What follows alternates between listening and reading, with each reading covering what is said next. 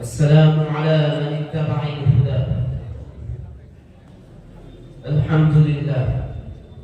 الحمد لله الذي خلق الإنسان وعلمه البيان وأكرمه بالعلم والحلم والورع والبرهان، والصلاة والسلام على رسول الله ومن سار على هديه إلى يوم الدين. أما بعد، قال الله عز وجل في القرآن المجيد والفرقان الحميد: أعوذ بالله من الشيطان الرجيم، بسم الله الرحمن الرحيم.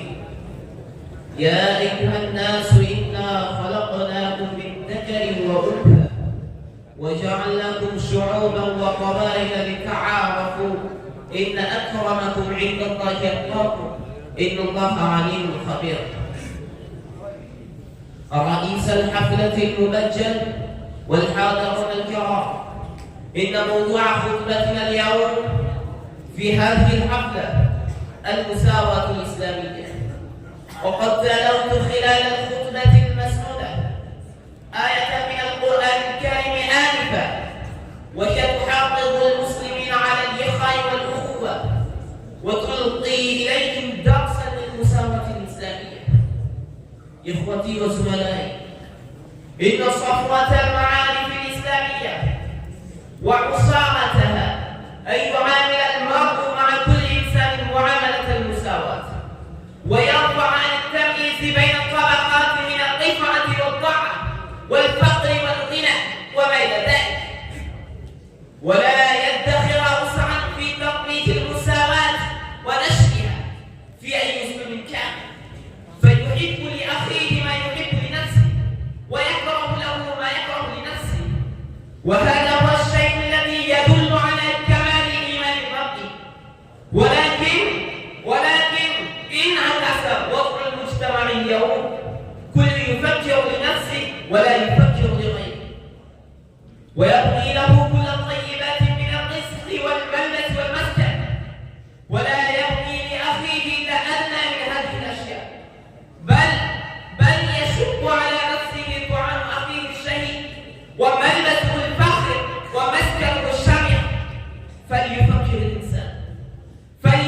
الإنسان أن الله الذي خلقه من ذكر وأنثى وأكرمه بكل نوع من النعم ألا يميز بين عباده، ولا يعامل معهم معاملة عدم المساواة، ولا يفضل أحدا على أحد بدون سبب، وينبغي له أن يعيش فيما بينهم بالألفة والمحبة وبالسلام والكلام واللقاء، ويجبر مقتضيات إخوته على مقتضياته.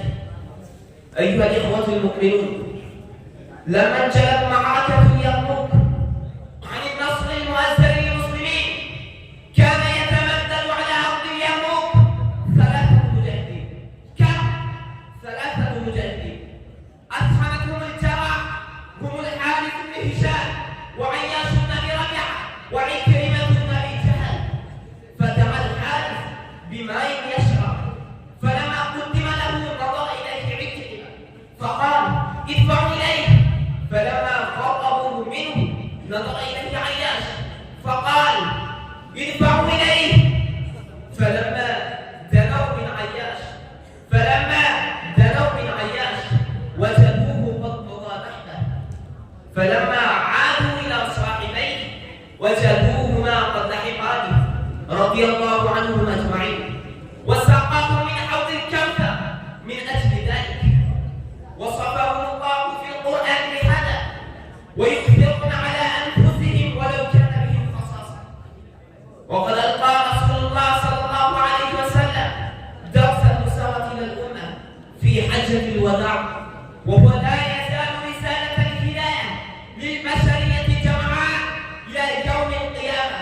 فقال: لا فضل لعربي على عجمي، ولا لعجمي على عربي، ولا لأبيض على أسود، ولا لأسود على أبيض، إلا بالتقوى خلق من آدم وآدم من تراب.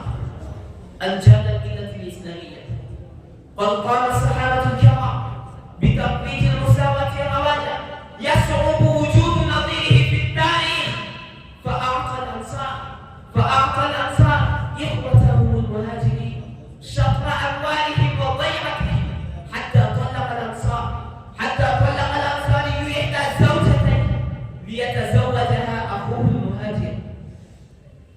أيها المستمعون الكرام، لا تجدون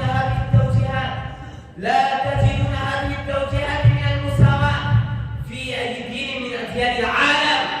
وإن تطالعوا كتب التاريخ هذه معاد وقلبوا صفحتها آلاف مرات. فوفقني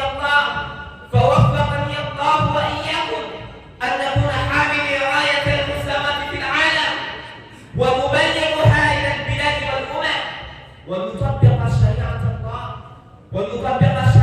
الله على حياتنا الفردية والجماعية.